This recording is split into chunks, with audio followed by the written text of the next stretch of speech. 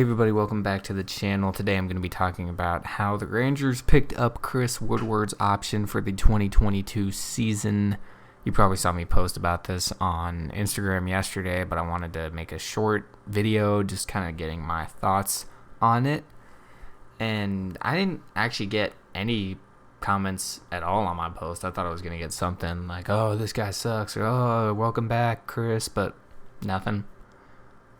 However, I did hear that on Facebook and a little bit on Twitter, people were not super happy about it. There seems to always be that Facebook kind of Rangers fan base that doesn't like anything the team does, and they really just wanted to go back to the good old days of Nolan Ryan and Ron Washington and that 2010-2011 team.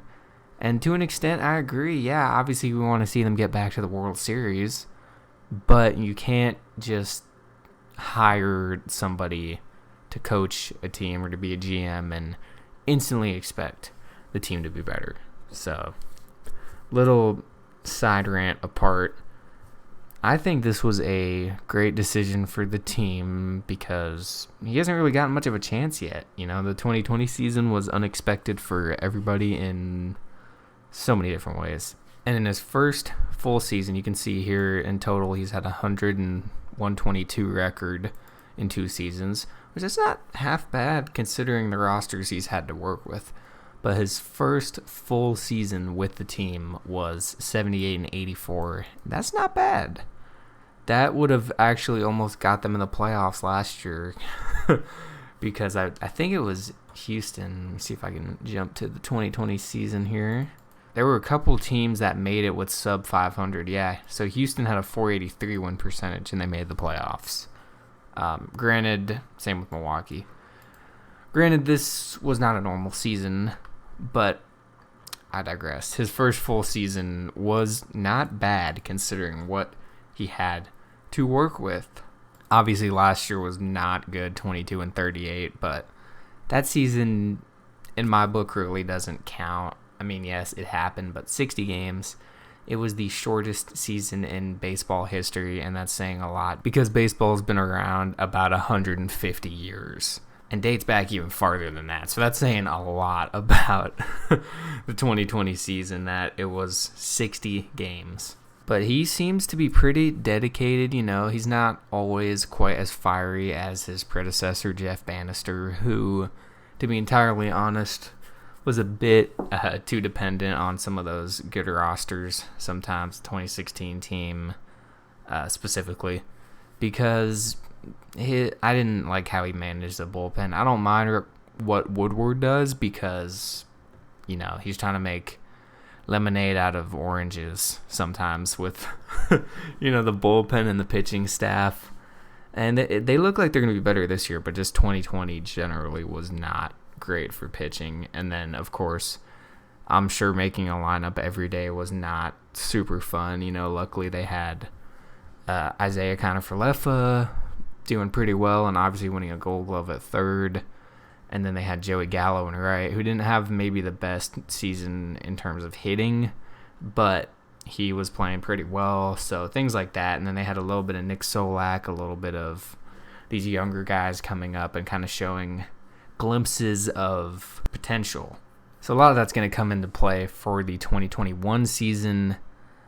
And as you can see here, this was what John Daniels had to say about him. Quote, Chris Woodward's passion, dedication, and total commitment to the Texas Rangers organization has been obvious from his first day on the job, Daniels said. He provided strong leadership in dealing with challenges of the 2020 season, and we believe he will be an instrumental part of building a winning culture here in Texas. Which, contrary to popular fan belief, John Daniels knows how to do that. It's a tough situation. Recently I've made it more public, but I've always said that it's not necessarily John Daniels' fault because he is not the top of the food chain. The guys with the money are the ones that are really in control. It's the 2 owners. I can't even remember their names right now because it's been that long since I've had to go on a rant about them. All in all, it's just a 1 year extra thing. You know, the team is not going to win anytime soon. they're making the good progress, but I mean, you can't just build a winning baseball club overnight unless you have pieces already and you just need maybe like a shortstop or something like that to put you over the edge.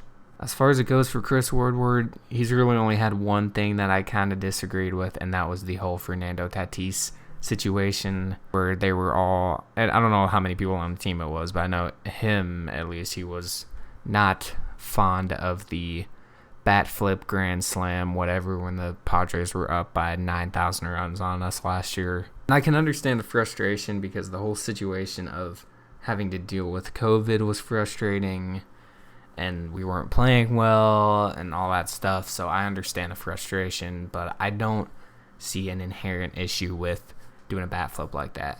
You really can't hate the guy, though. I mean, he was on Degrassi, for crying out loud. So how can you hate on him? That's it for this video, though, guys. If you enjoyed, let me know in the comments what you think about Chris Woodward getting picked up for the 2022 season and how you're getting ready for the 2021 season, if you're going to go to any games, stuff like that, because I know tickets for at least April are on sale right now, and I think today they put up the opening day tickets if you got the chance or whatever. So let me know if you're going to that. I am planning on making a prediction video, kind of spring training summary / 2021 season prediction within the next few days, because it is going to be, it's a week to opening day as I'm making this and uploading it. So it's coming up, and I'll also be trying to put out a spring training highlights video since I put that on my Instagram. People voted yes. But that's about it. I'll talk to y'all later.